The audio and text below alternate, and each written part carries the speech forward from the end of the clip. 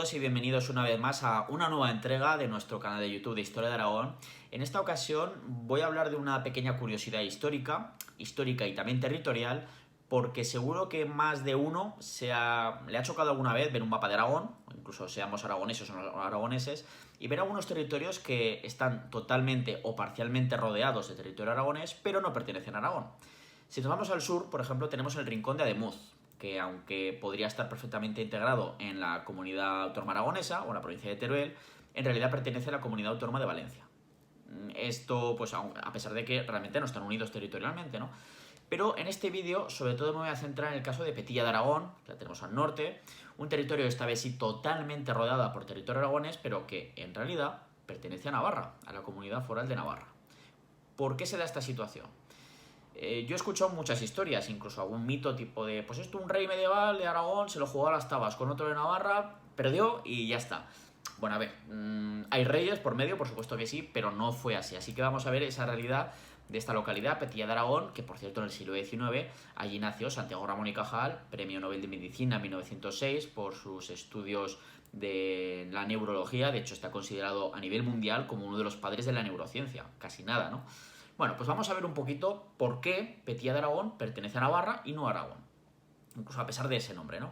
Nos tenemos que ir a la Edad Media y concretamente pues entre finales del siglo XII y comienzos del siglo XIII. Nos vamos al reinado concretamente de Pedro II de Aragón, Pedro II el Católico.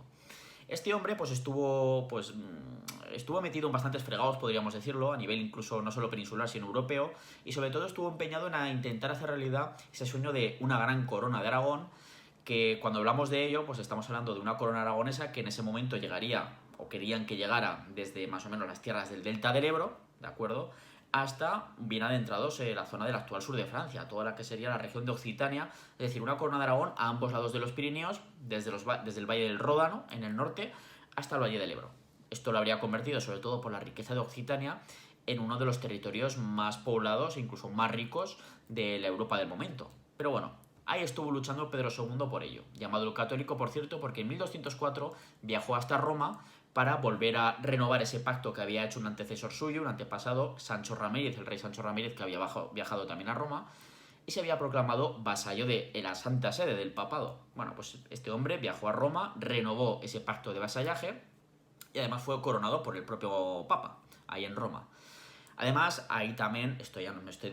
yendo un poquito por los cerros de Úbeda, como suele ser normal en mí, pero también al año siguiente este mismo papa pues concedió una bula papal, valga la redundancia, por la cual se concedió a los siguientes reyes de Aragón, a los descendientes de Pedro II, que ya no tendrían que ir a Roma para coronarse, sino que se tendrían que coronar concretamente en la SEO del Salvador de Zaragoza. De ahí que la ceremonia de coronación de los reyes de Aragón, que ya hablaremos de ello en otro vídeo próximo, pues el cómo era, pues se produjera siempre en Zaragoza, ¿no? En la SEO de Zaragoza, salvo en un caso que, como digo, ya comentaré cuando hable de este tema en otro vídeo. El caso es que estamos en ese reino de Pedro II intentando aumentar su influencia en la zona de Occitania, al norte de los Pirineos, en un momento en el que se está produciendo la cruzada contra los cátaros.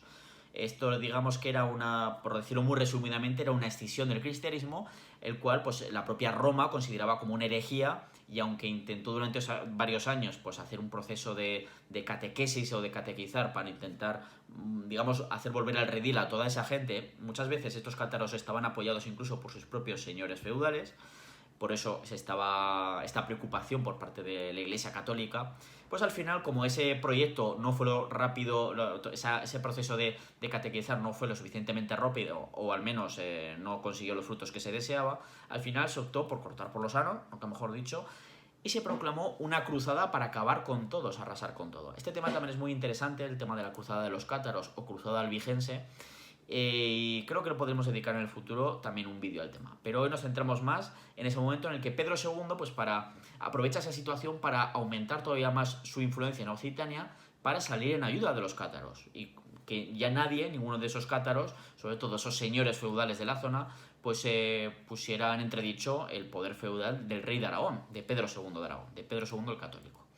De hecho, luchará este Pedro II el Católico, coronado por el mismo Papa, acabará luchando contra los soldados enviados por el Papa, también por soldados enviados por Francia, que ya empieza a ser una gran rival de la Corona de Aragón, de lo que poco a poco se irá conociendo como la Corona de Aragón.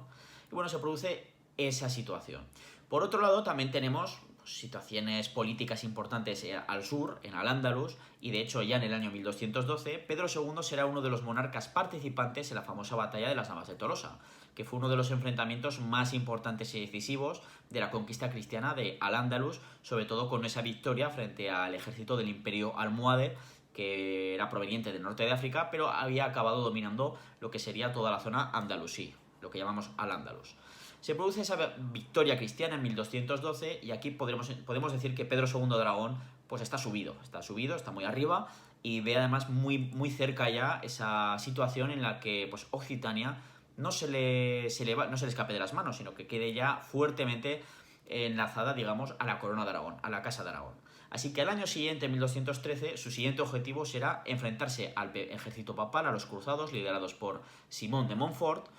que, bueno, pues acabará, el desenlace de esta situación acabará produciéndose en Muret, en el sur de Francia, esa famosa batalla de Muret en septiembre de 1213, donde a pesar de que aparentemente, según lo que nos dicen algunas fuentes, el ejército de la Corona de Aragón, con Pedro II a la cabeza, porque lideraba él mismo el ejército, tenía todas las de ganar, estaba en una situación de ventaja, pues bueno, al final pues, se acabó produciendo la batalla, y finalmente en esa batalla Simón de Montfort anunció a sus hombres de que lo que había que ir era a por el rey aragonés. Así fue, y Pedro II acabó muriendo en el campo de batalla de Muret.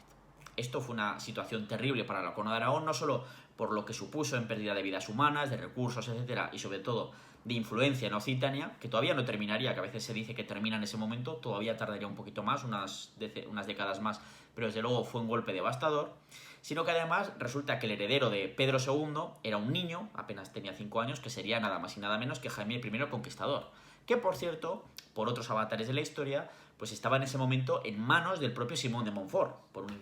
intento de pacto que había intentado Pedro II para calmar la situación y poder tener vía libre para acometer lo que fue la batalla de las Navas de Tolosa que comentaba antes. Pero bueno, sea como fuere, estamos viendo que todas estas batallas, Muret, las Navas de Tolosa y otras situaciones políticas, económicas del momento, eran un gasto muy importante para las arcas de la monarquía aragonesa. Por lo tanto, había que conseguir dinero de donde fuera.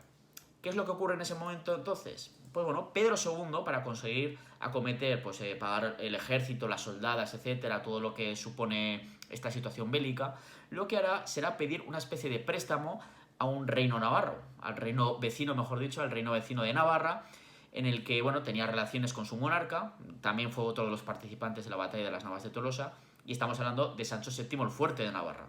Le pidió una especie de préstamo, el rey aragonés al rey navarro. En este caso, parece que se habla de unos 20.000 moravetinos o maravedíes, según las fuentes podemos hablar de, pero una importante cantidad de dinero para poder acometer estos importantes gastos que tenía que realizar el monarca aragonés, Pedro II, en estas batallas. ¿Qué es lo que ocurre? Sancho VII el Fuerte, por supuesto, se le da ese dinero, pero no a cambio de nada. O sea, yo te doy ese dinero, pero a cambio de que tú me des ciertas garantías de que voy a volver a recibir, que tú me vas a devolver ese préstamo que te estoy haciendo, y si no, no me lo devuelves, pues al final me quedaré con pues, esas garantías. ¿Y cuáles serán esas garantías? Pues digamos que se dan buena parte de las fortalezas y también villas con sus tierras de algunas zonas de las actuales comarcas, por ejemplo, de la Ribera Alta del Ebro, también de las 5 villas, etcétera. Por ejemplo, localidades como Gallur, Pedrola, Petilla de Aragón, que la tenemos ya más arriba, por supuesto, fueron durante varios años, desde ese momento, una especie de pues, garantía para que, en caso de que la monarquía aragonesa no devolviera ese préstamo de 20.000 moravetinos, pues bueno, pues estos territorios se les iba a quedar de forma ya permanente el reino de Navarra. Pero en principio, durante unos 20 años aproximadamente, si no recuerdo mal, era el plazo que tenía la monarquía aragonesa para devolver ese préstamo. Pero claro, en esos años, pues evidentemente, teóricamente pertenecían estos territorios al reino de Aragón, pero su verdadero señor feudal en esos momentos, en realidad, de forma práctica, eran los reyes de Navarra, en este caso Sancho VII el Fuerte de Navarra. ¿Qué es lo que pasa? Pues que Pedro II, ya hemos dicho cómo acabó pues muñeco, podríamos decir, en la batalla de Muret, muere en el año 1213 y además queda en Aragón una situación bastante peliaguda con esa minoría de edad de Jaime I el Conquistador, el que será después el Conquistador, que además durante la primera fase de su reinado pues aparte de su niñez, pues tuvo que enfrentarse a buena parte de la nobleza, incluso a su tío Fernando, que era el abad de Monte Aragón, del monasterio de Monte Aragón, que lo tenemos muy cerquita de la ciudad de Huesca. Es decir, tuvo una situación bastante compleja, muy compleja. Bueno, el caso es que van pasando los años y esos territorios seguían siendo administrados, o realmente estaban bajo el vasallaje del Reino de Navarra. Pero claro, Sancho VII el Fuerte se va haciendo mayor y finalmente no tiene descendencia. Tiene buena relación, se va haciendo mayor, tiene buena relación con Jaime I, en este caso, y en el año 1231, en plena efervescencia de Jaime I ya, en el que ya ha conseguido poner más o menos en orden la situación en el Reino de Aragón, en la Corona de Aragón, de hecho ya ha emprendido, ya está conquistando la isla de Mallorca, ha conquistado Palma, la capital, y ya está acometiendo la conquista del resto de la isla de Mallorca, lo cual le da digamos, una gran propaganda a nivel europeo, no solo peninsular, sino europeo, como uno de los monarcas más importantes en ese momento de la Europa cristiana. Pues lo que nos encontramos en ese momento es esa buena relación entre Sancho VII el Fuerte, cada vez mayor, y Jaime I. Un Sancho VII que de hecho no tiene descendencia, se ve ya cada vez más mayor y pues quiere solucionar esa problemática. Ambos monarcas se acaban entrevistando en Tudela, donde estaba viviendo el monarca navarro, y de hecho se hace una especie de tratado, podríamos decir, o pacto de proahijamiento, es decir, que Jaime I de Aragón acaba pasando a ser el heredero al trono navarro, al heredero de Sancho VII el Fuerte. Claro, esto se queda firmado, pero evidentemente cuando unos años más tarde acaba muriendo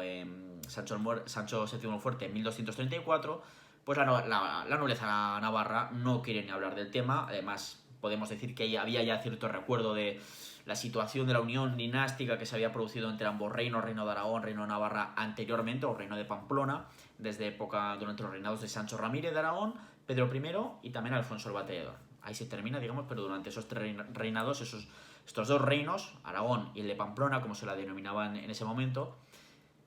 están unidos, digamos, por la misma monarquía. Tenían el mismo monarca. No es que estuvieran unidos territorialmente, pero sí tenían al mismo monarca. Bueno, pues estaba esa situación de no nos fue muy bien en esta unión, a los navarros, pues no vamos a reeditarlo. Y la nobleza navarra aprovecha la situación interna también de Jaime I, que ha gastado mucho dinero en la conquista de Mallorca, ya está pensando en acometer la conquista de Valencia, de hecho ya la está acometiendo en esos años, y cuando muere Sancho VII el Fuerte de Navarra, en 1234, pues nombran a su propio monarca.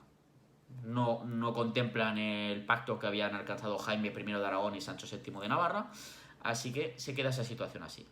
Además, Jaime I sabe que él no puede meterse en una guerra, además de las que ya tenía abiertas, para, pues digamos, asegurar los derechos que le había dado Sancho VII el Fuerte. De modo que, bueno, Navarra acaba eligiendo a un nuevo monarca,